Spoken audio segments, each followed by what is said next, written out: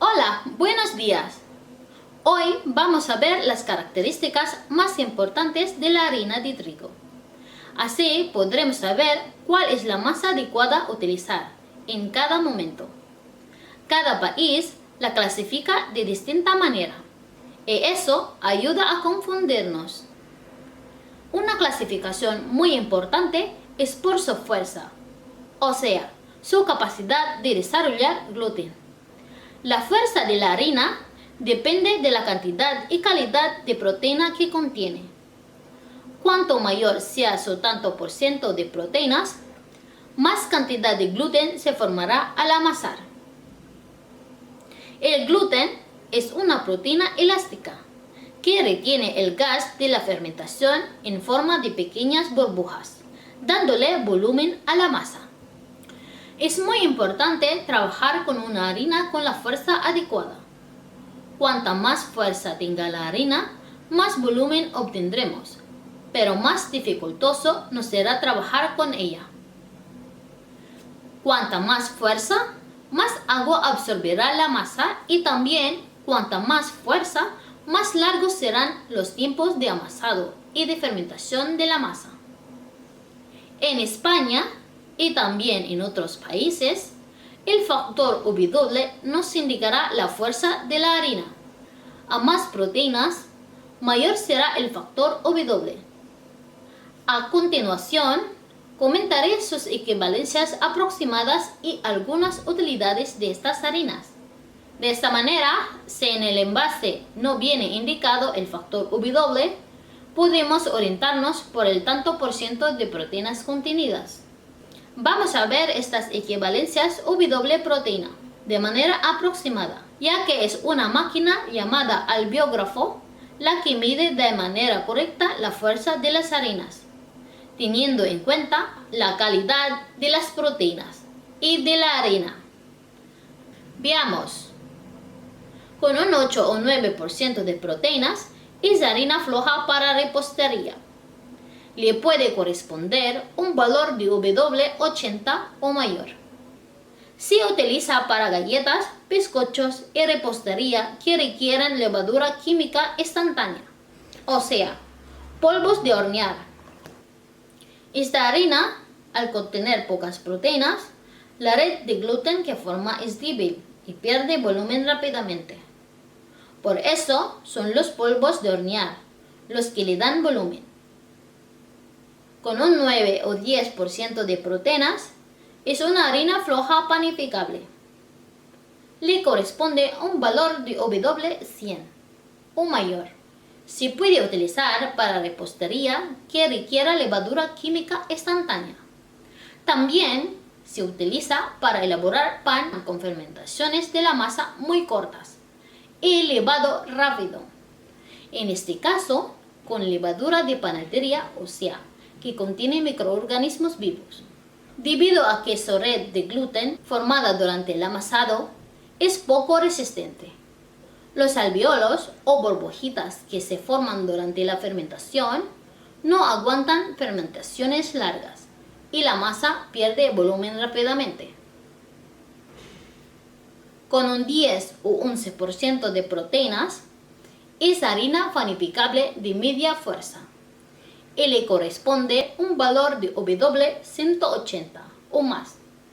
Se utiliza para hacer pan común y otros preparados con fermentaciones un poco más largas, con levadura de panadería.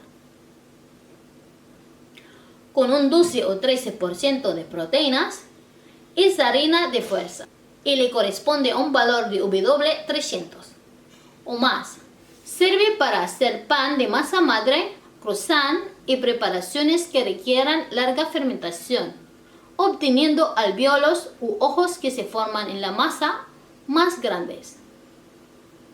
Con un 14 o más por ciento de proteínas, es harina de gran fuerza y le corresponde un valor de W 400 o más. Se utiliza para elaborar brioches, panetones y masas muy cargadas de azúcar, grasas, chocolate o huevos, y con alta hidratación para larga fermentación. generalmente entre 24 y 48 horas. De esta manera, la red de gluten se forma más lentamente, pero también es más fuerte y duradera.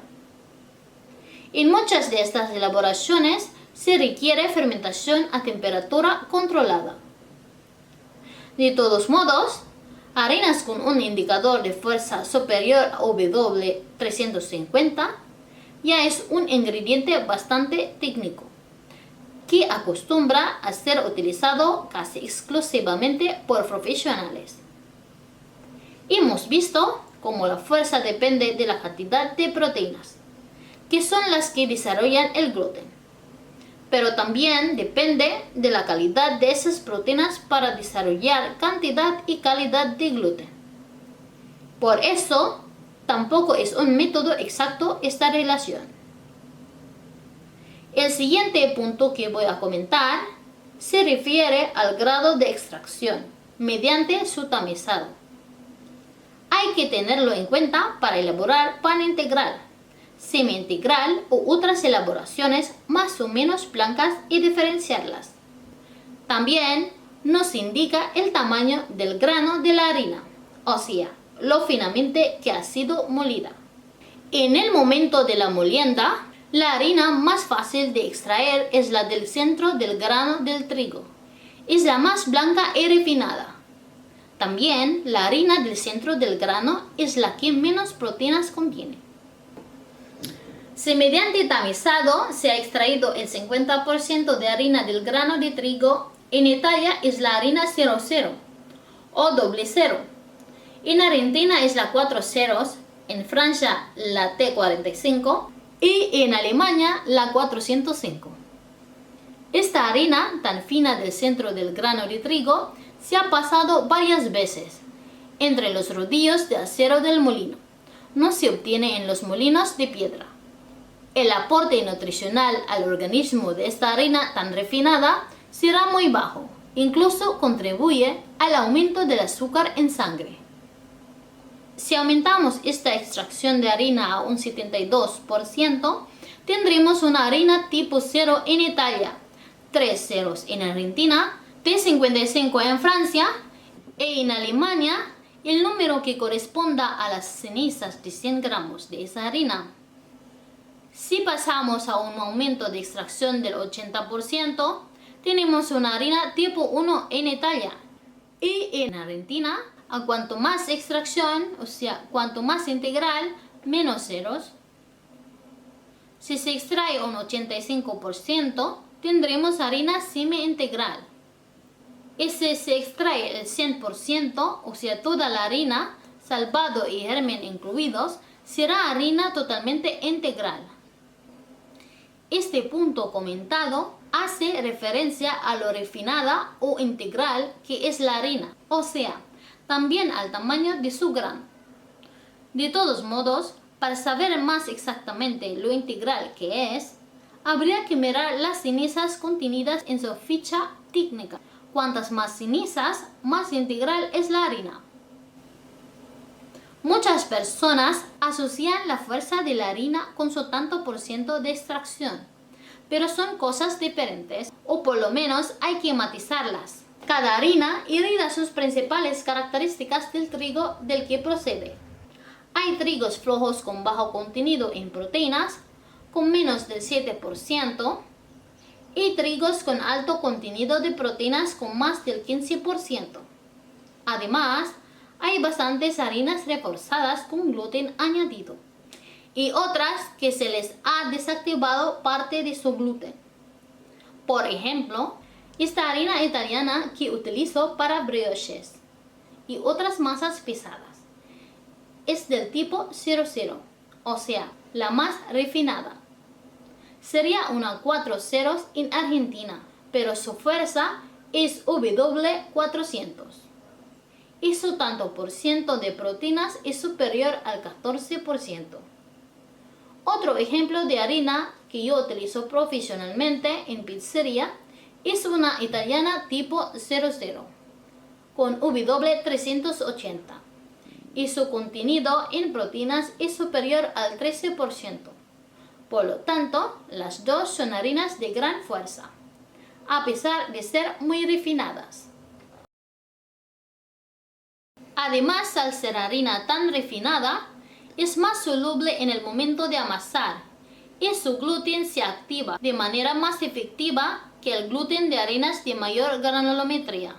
Este punto que acabo de comentar para mí es muy importante para entender que una harina refinada desarrolla el gluten de una manera muchísimo más efectiva que otra menos refinada. Por lo tanto, en Italia, tierra de grandes pizzeros dan referencia al tamaño del grano de la harina, que es lo que facilita el trabajo y el perfecto acabado final del producto. Lógicamente, teniendo en cuenta también su fuerza. Por todos esos motivos, debéis tener en cuenta la fuerza, pero también la extracción y la granulometría de la harina. Cuanto más refinada es la harina, más fácil es trabajarla, aunque es peor para nuestra salud. Otros parámetros para orientarnos como pueden ser las cenizas, índice de caída, equilibrio entre elasticidad y extensibilidad y algunos más, lo dejaremos para otro día. Gracias por vuestra atención.